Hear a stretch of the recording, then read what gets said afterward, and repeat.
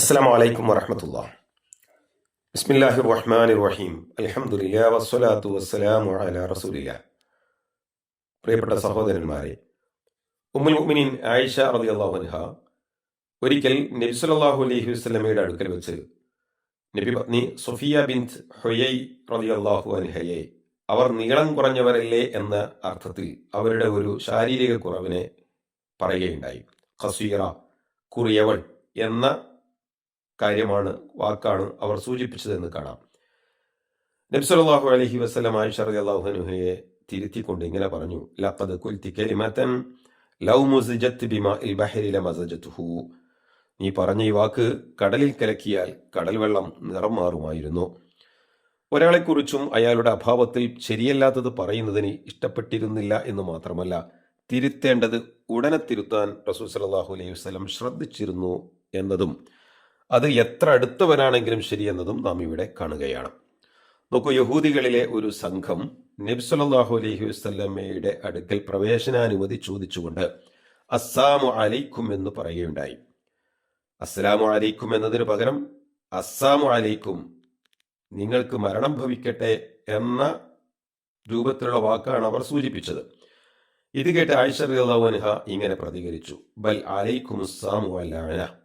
അല്ല, നിങ്ങളുടെ മേലാണ് മരണവും ശാപവും ഉണ്ടാകേണ്ടത്, നിങ്ങളുടെ മേൽ അങ്ങനെ സംഭവിക്കട്ടെ. ഉടനെ നബി സല്ലല്ലാഹു അലൈഹി വസല്ലം ആയിഷ റളിയല്ലാഹു അൻഹയോട് പറഞ്ഞു: യാ ആയിഷ, ഇന്നല്ലാഹ യുഹിബ്ബു റിഫ്ഖ ഫിൽ അംരി കുല്ലിഹി. ആയിഷ, തീർച്ചയായും അല്ലാഹു എല്ലാ കാര്യത്തിലും സൗമ്യതയാണ് ഇഷ്ടപ്പെടുന്നത്, അഥവാ പരുഷതയല്ല. മഹലൻ യാ ആയിഷ എന്ന് പറഞ്ഞു ഉടനെ നബി സല്ലല്ലാഹു അലൈഹി വസല്ലം ആയിഷ റളിയല്ലാഹു അൻഹയെ തിരുത്തിയെന്നും കാണാം. അവർ പറഞ്ഞത് അങ്ങ് കേട്ടില്ലേ നബിയെ എന്ന് ആയിഷ റളിയല്ലാഹു അൻഹ പറഞ്ഞപ്പോൾ നബി സല്ലല്ലാഹു അലൈഹി വസല്ലം മറുപടി പറഞ്ഞു: ഖദ് ഖുൽതു വഅലൈക്കും.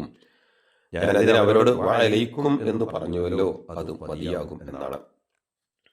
ഒരിക്കൽ നടക്കാൻ കൂട്ടാക്കാത്ത ഒരു ഒട്ടകത്തോട് അല്പം പരുഷമായി ആയിഷ റളിയല്ലാഹു അൻഹ പെരുമാറുന്നത് കണ്ട നബി സല്ലല്ലാഹു അലൈഹി വസല്ലം അലൈകി ബിറിഫ്ഖ എന്ന് തിരുത്തുന്നതും നാം വായിക്കുന്നുണ്ട്. മറ്റൊരു സംഭവം ഇങ്ങനെയാണ്. നബി സല്ലല്ലാഹു അലൈഹി വസല്ലം കേൾക്കിയ ഒരാൾ പ്രസംഗ മധ്യത്തിൽ ഇങ്ങനെ പറഞ്ഞു: മൻ യുതിഇല്ലാഹ വറസൂലഹു ഫഖദ് റശദ് വമൻ യഅസിഹിമാ ഫഖദ് ഗവാ. അല്ലാഹുവിനെയും അവന്റെ റസൂലിനെയും അനുസരിച്ചുവോ തീർച്ചയായിട്ടും അവൻ മാർഗ്ഗദർശനത്തിലായിരിക്കുന്നു, സന്മാർഗ്ഗം പ്രാപിച്ചിരിക്കുന്നു. എന്നാൽ അവരെ രണ്ടുപേരെയും ആരെങ്കിലും ധിക്കരിച്ചാൽ അവൻ വഴിപിഴക്കുകയും ചെയ്തിരിക്കുന്നു എന്ന്. ഇത് കേട്ട് നബി സല്ലല്ലാഹു അലൈഹി വസല്ലം പറഞ്ഞു: നോക്കൂ, ബിഇസ്സൽ ഖതീബു അൻത് ഖുൽ വമൻ യഅസില്ലാഹ വറസൂലഹു. നീ എന്തൊരു മോശം പ്രഭാഷകനാണ്, ഖതീബാണ്.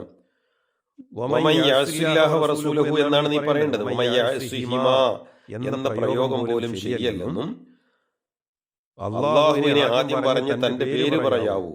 വമൻ യഅസില്ലാഹ വറസൂലഹു എന്നാണ് പറയേണ്ടത് എന്ന് നബി സല്ലല്ലാഹു അലൈഹി വസല്ലം തിരുത്തി കൊടുക്കുന്നു. പ്രഭാഷകർ തന്റെ ഓരോ വാക്കുകളും മറ്റാരേക്കാളും ശ്രദ്ധിക്കേണ്ടതുണ്ടെന്ന ഓർമ്മപ്പെടുത്തലും ഇവിടെ വായിക്കാം. തന്റെ അടുത്ത് വെച്ച് ഇടത് കൈകൊണ്ട് ഭക്ഷണം കഴിച്ച വ്യക്തിയോട് കുൽ യമീനിക്, വലത് കൈകൊണ്ട് കഴിക്കുക എന്ന് പറഞ്ഞ് അദ്ദേഹത്തെ തിരുത്തുന്ന നബി സല്ലല്ലാഹു അലൈഹി വസല്ലമയെയും നാം കാണുന്നുണ്ട്.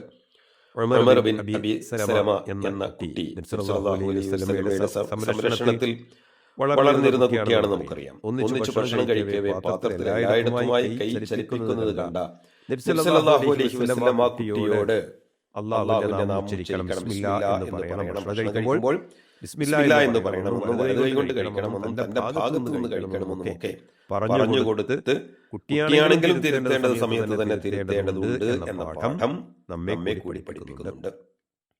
ഹസൻ ഇബ്നു അലി റളിയല്ലാഹു അൻഹു കുഞ്ഞായിരിക്കെ പുതുമുതലായി കൊണ്ടുവന്ന ഈത്തപ്പഴത്തിൽ നിന്ന് ഒന്നെടുത്ത് വായിൽ വെച്ചപ്പോൾ അത് വിലക്കി കാര്യം ബോധ്യപ്പെടുത്തി കൊടുക്കുന്നതും നാം വായിച്ചിട്ടുണ്ടല്ലോ. പ്രിയമുള്ളവരെ, പറയേണ്ടത് പറയാനും തിരുത്തേണ്ടത് തിരുത്താനും മടിക്കരുതെന്ന സന്ദേശം നബി സല്ലല്ലാഹു അലൈഹി വസല്ലം തന്റെ ജീവിതത്തിൽ ഇങ്ങനെ പല സന്ദർഭങ്ങളിലും ഉപയോഗപ്പെടുത്തിയതായിട്ട് ശ്രദ്ധിച്ചതായിട്ട് നമുക്ക് കാണാം. തെറ്റി മുന്നോട്ട് പോകാൻ അനുഗ്രഹിക്കട്ടെ. അസ്സലാമു അലൈക്കും വറഹ്മത്തുള്ളാഹി.